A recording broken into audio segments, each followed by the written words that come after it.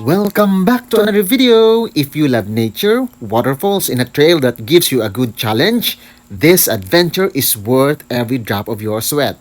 Tara, kuyog na punta and enjoy the hike with us.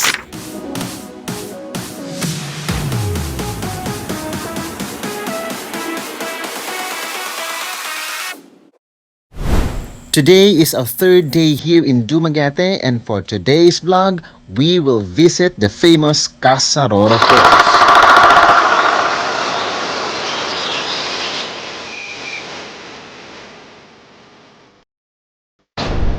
From Dumaguete City, padulong ta sa Valencia, about 9 to 10 kilometers and 20 to 25 minutes ang biyahe. Kung mag-commute mo, usually, ang habal-habal to Valencia is 50 to 70 pesos.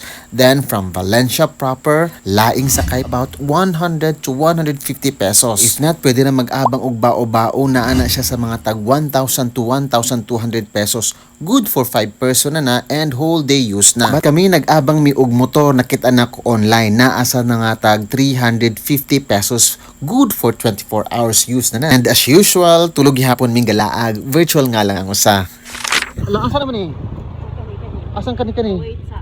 Tara, Casa Roro Falls. Sila, sa kaaoy. Sila. Oh my God! Uy, magkuhan na di uy. Basan. And pag abot nimo sa entrance, hinay-hinay na ta og prepare kay this would be the start of the extreme workout. Just prepare 20 pesos per head for the environmental fee and another 250 pesos per group for the tour guide. Si Kuyang tour guide. Anak, may ganun? Asa di ay? Briefing sa mama, o briefing. Para di mo makaratan. Kaya hagdan din taas na 335 steps pa na. Then after ani mag-trek pa tag 300 meters, then mo-cross tag suba katulo. Igo naman ko sa atong tiil mo-cross na. Sa kasuba na ang katulo ta mo-cross. Sige ba yan? Laban. Safe raman ka ha, ang Safe nanan. raman. Ako. Ako ko mo assist niyo minig mo-cross mo. Thank you. Ano siya? Sinugdanan na gyud ka makapakyut-kyut kay medyo steep, slippery, so hinay-hinay ra gyud. Rest if you must, kay pangurugan gyud kuno ka og tuhod. Hangat.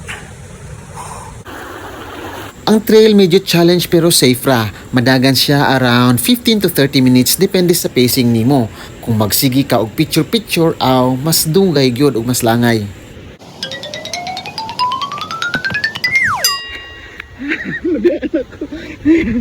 Imot. Ano sila? Saan ni Baron ma'am? Kaya. Pero very worth it ang kahangat kay very refreshing ang surroundings. Daghan ka makita nga green canopy, old trees ug nindot ang mga rock formations. Nasisimi po ano siya nakatabok na so my turn. Nirajud ta kay mandakin asnya ta. Kaning tun pagka oy.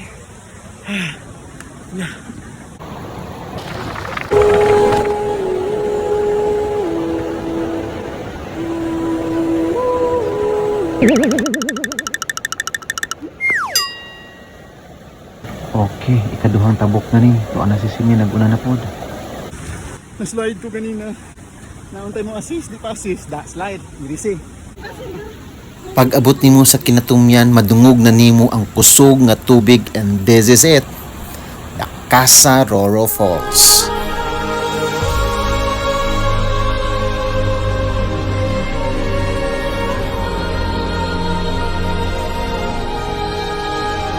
Standing almost 100 feet high, straight drop from the narrow opening, grabe ka-dramatic tanawon.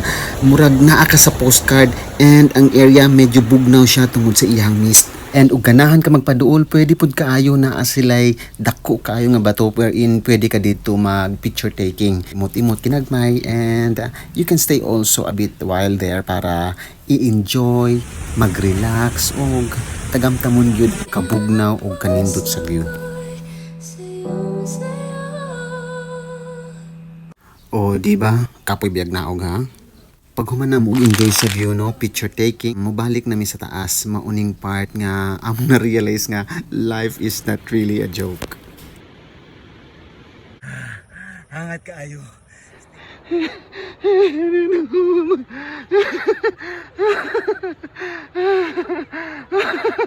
Kapuya.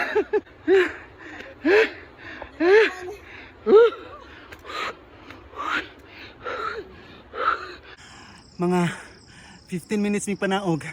Karon 30 minutes. 30 minutes mi pasaka. Wa pa mi naabot. Diba? Uy.